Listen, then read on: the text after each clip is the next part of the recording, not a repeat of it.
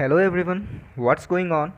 We are here after a little while due to some personal reasons, and now we'll continue our study sessions with full of energy and determination to learn something. Our today's lecture is based upon the topic Newton's laws of motion. So without wasting our time, let's quickly proceed to our session. We will quickly revise Newton's laws of motion and cover all the key points and important topics in it. So let's begin.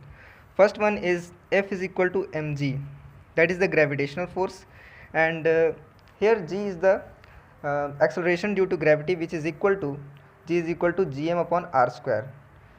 Now F is equal to, we can write g m by r square. Here m and capital M are the masses of two different bodies and r is the distance of separation between them. G here is the universal gravitational constant whose value is 6.67 into 10 to the power minus 11 Newton meter square per kg square. The next one, second point, is F is equal to 9 into 10 to the power 9 Q1 Q2 upon R square, which is the electrostatic force, and 9 into 10 to the power 9 is the constant K, which is equal to 1 by 1 upon 4 pi epsilon naught. Okay, and its value comes to be 9 into 10 to the power 9. Now we have contact forces. Contact forces are of two types, the normal force and the frictional force. Normal force acts in the vertical component and the frictional force acts in the horizontal component of the point of contact, and this is the resultant of both the forces.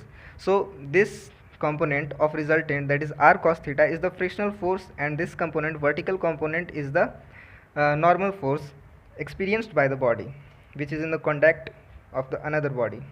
So let's see the next point. This is the tension force. Tension force are the pulling forces away from the body, that is, it is that type of force which pulls the body in opposite direction. And here a key point to be noted is same string have same tension throughout. Fifth point is the spring force. Spring force F is equal to minus kx. It's the mathematical expression for the spring force. Spring always opposes its elongation and or compression.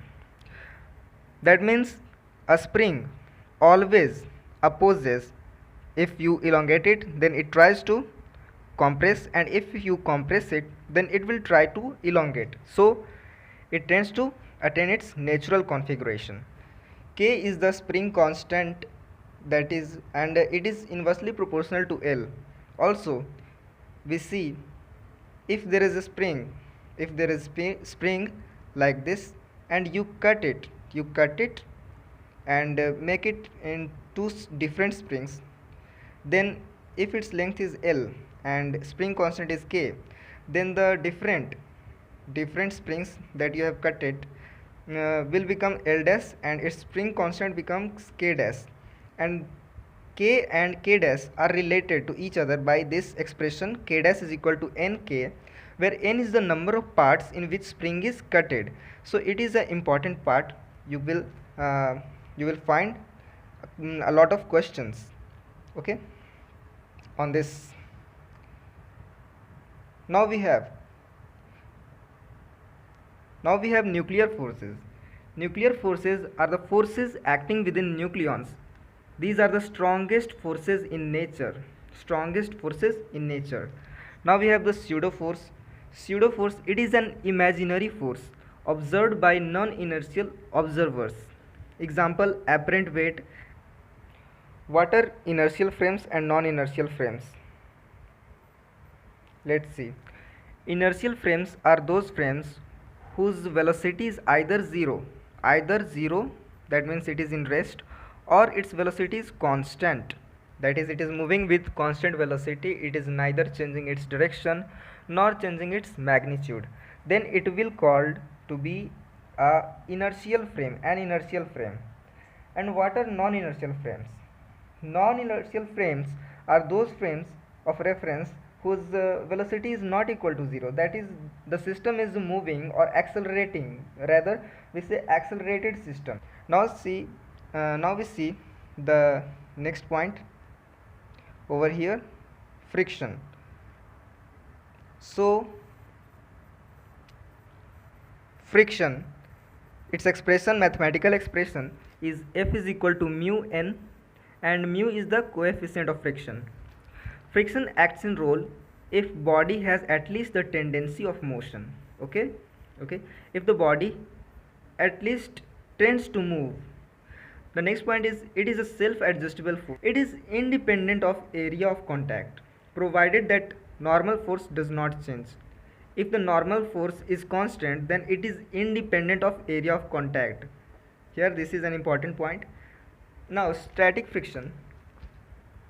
Static friction and kinetic friction both are nearly same, but kinetic friction is the friction experienced by the body when it is in motion, and static friction is the friction experienced by the body when it is in rest, or it tends to just move but does not move actually. Okay, so it is static friction when it is in rest or tends to move, but when it actually moves, then it is kinetic friction. Let's see a graph, an illustration showing the relation between static friction and kinetic friction. See, if the body is in rest, then it experiences static friction, Fs. Okay, and frictional force is little larger. You see the graph here cuts here, so it is a little larger, and when you exert force to make the body move, to make the body in motion, then its frictional force value F is equal to mu n decreases, and here this curve shows the kinetic friction Fk. Okay, now let's proceed further in the lecture to see free body diagrams. Free body diagrams are really very important, and you can find a lot of questions in your exams based upon the free body diagrams. Let me change the color. Okay, now see, free body diagram is simple. Just you must proceed step by step to make it correctly. Okay, so see here, the mass of body is m, and the gravity acts downwards, that is mg. Okay, and the normal force is acting upward, and it is equivalent to mg, that is the gravitational force, unless it is in an elevator. So if it is in elevator, the overall acceleration will be considered and not just the mg. Okay, and if the body accelerates, F will act in this direction, and force you say here. Okay, this is the F.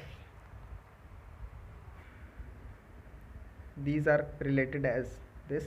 And now when the body is moving on an inclined plane, when the body is moving on an inclined, then you can see it makes angle theta here, and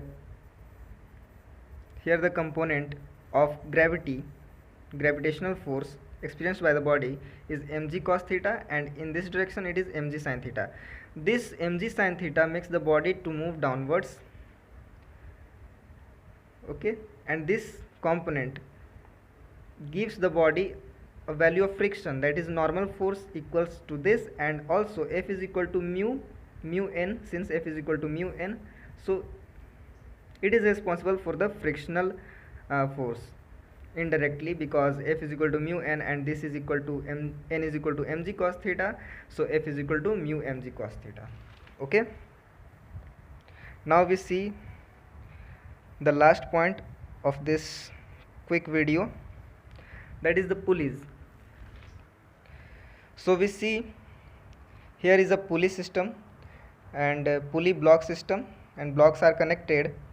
Let us assume that m2 is greater than m1, and if it is so, then the body will move in this direction and accelerate in this direction due to m2g, the force of gravity on m2, and this body will move upward with the same acceleration a. Tension in the wire will be T, and because it is the same string, So same string have the same tension, and here it is also T. So friends, hope you have understood all the key concepts in the chapter Newton's laws of motion, and we will discuss another chapter of classes 11th, 12th and further for class 10th also. To watch these all sessions of key points which will help you in your exams directly to revise your key concepts of the chapters, you must subscribe to this channel and press the bell icon so that you never miss an update from us when we upload another video. And comment your doubts in the comment section below. Thanks and take care.